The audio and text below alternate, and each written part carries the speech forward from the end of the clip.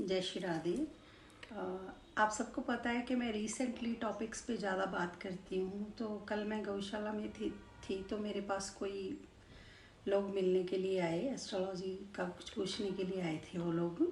तो उन्होंने मेरे से बात करते करते वो अपनी बातें करने लग गए। उन्होंने मुझे बोला, उस बंदे ने मुझे बोला कि मैंने सबका बहुत किया, अपने रिश्तेदारों का भी, अपने यारों दोस्तों का भी, सबका मैंने बहुत किया, लेकिन मुझे उसका कोई भी रिवार्ड नहीं मिला।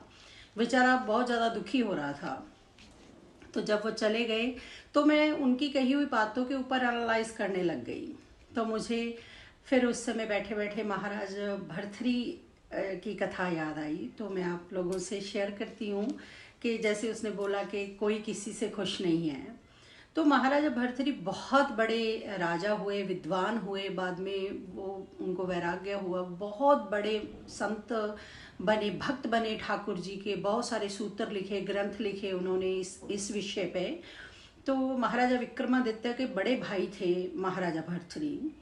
महाराजा भर्तृहरि की 3 रानियां थी। जो सबसे छोटी वाली उनकी रानी थी महारानी पिंगला, तो वो उससे बहुत ज़्यादा प्यार करते थे महाराजा भर्तृहरि।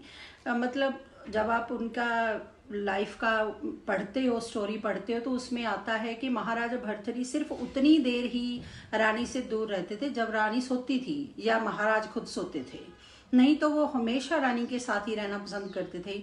सारी दुनिया की जितनी खुशियां थी सब महाराज भर्तृहरि ने महारानी पिंगला को दे रखी थी।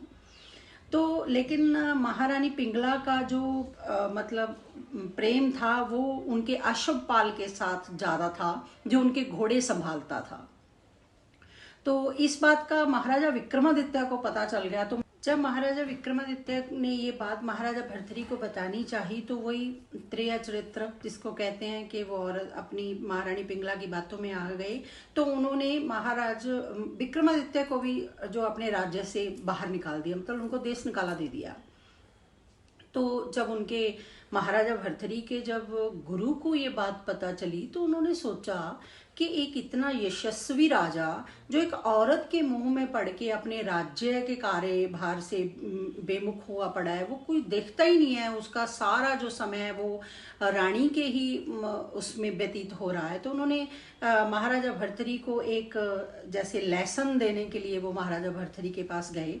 उन्होंने एक अमर फल महाराजा भर्तृहरि को दिया। उन्होंने बोला कि राजन, आप ये अमर फल खा लीजिए, इससे आप हमेशा के लिए अमर हो जाएंगे। जब उनके गुरुजी चले गए तो महाराजा भर्तृहरि ने सोचा, मुझे अमर होके क्या लेना है, महारानी पिंगला जो है अमर होनी चाहिए ताकि वो सदा मेरे साथ बनी रहे। तो उन्होंने वो फल जो था वो महारानी पिंगला को दे दिया।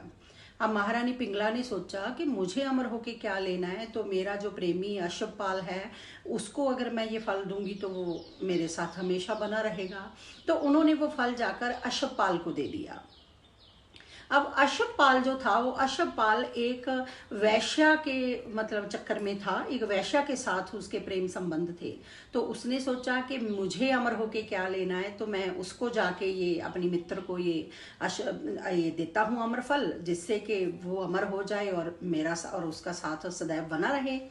तो उन्होंने वो फल जाके वैश्या को दे दिया। तो वैश्या के पास जब वो फल गया तो वैश्या ने विचार किया कि मुझे अमर होके क्या लेना है, मैं जितनी लंबी उम्र जीऊंगी उतना मेरा नरक भरा जीवन है। उसने सोचा कि मेरे जो राज्य का जो राजा है वो अमर होना चाहिए ताकि मेरे राज्य जो है सदा खुशहाल रहे। तो उसने वो जाकर अमर फल महाराजा भर्तृहरि को दे दिया। जब वो अमर फल महाराजा भर्तृहरि के हाथ में पहुंचा तो महाराज जी बहुत ही ज्यादा हैरान हुए। तो महाराजा भर्तृहरि ने उसको पूछा, वैश्या को पूछा कि सही सही बताओ ये अमर फल तुम्हें कहाँ से मिला, नहीं तो तुम्हें मौत के घाट उतार दिया जाएगा। तो वैश्या डर गई, उसने अश्वपाल का नाम लिया। जब अश्वपाल को बुलाया तो अश्वपाल भी महाराज से डर गया। तो उन्होंने बताया कि मुझे तो ये आपकी रानी ने दिया है। तो ये बात सुन के महाराज इतने ज्यादा शॉक्ड हुए। तो उन्होंने सोचा कि मैं इतना बड़ा राजा, इतना कुछ मेरे पास धन दौलत हीरे जवाहरात, दुनिया का हर सुख मैंने रानी को दिया, फिर भी वो मुझसे प्रसन्न नहीं है, वो मुझसे फिर भी खुश नहीं है। वो एक मामूली से अश्वपाल के उसमें प्रेम जाल में फंसी हुई है। तो फिर इस दुनिया में कौन किसी से खुश है। तो उसके बाद उन्होंने अपने छोटे भाई विक्रमादित्य को वापस बुलाया और सारा राज्यपाट वो उसको दे करके खुद वो वैराग्य हुआ और वो निकल गए। उसके बाद महाराजा भर्तृहरि बहुत बड़े विद्वान हुए, ज्ञानी हुए, उन्होंने वैराग्य हुआ उनका, उन्होंने बहुत सारे सूत्र लिखे, ग्रंथ लिखे, ठाकुर जी के बहुत बड़े भक्त बने महाराजा भर्तृहरि। कहने का तात्पर्य ये है कि इस संसार में कोई भी किसी से खुश नहीं है, आप कभी भी किसी को खुश नहीं कर सकते हो। जितना मर्जी आप जोर लगा लो, आप अपने रिश्तेदारों का, अपने बहन भाइयों का, अपने दोस्तों का, मित्रों का, पुत्र का, पुत्री का, जिसका मर्जी आप जितना मर्जी करोगे तो आपको किसी भी किस्म का कोई रिवार्ड नहीं मिलने वाला, क्योंकि आप पूरी तरह से प्रसन्न संसार में किसी को भी नहीं कर सकते। तो आप जितना भी आपका समय है वो सारा भगवान को खुश करने में लगाइए। जब आप सारे संसार से दुखी होके उनके चरणों में जाते हैं, जब ठाकुर जी के पास जाते हैं, तो वो आपके लिए बाहें फैलाए खड़े होते हैं, क्योंकि जब आप सारी दुनिया से थक जाते हो तभी आप उनके पास जाते हो। लेकिन अच्छा यही है कि दुनिया को खुश करने की बजाय आप ठाकुर जी के चरणों में अपना ध्यान लगाइए, परमात्मा को खुश करने में अपना समय लगाइए, ना कि व्यर्थ के झंझटों में फंसकर अपना जीवन बर्बाद करें। जय श्री राधे, जय श्री श्याम, कुंज बिहारी, श्री हरदास, जय गौ माता दी।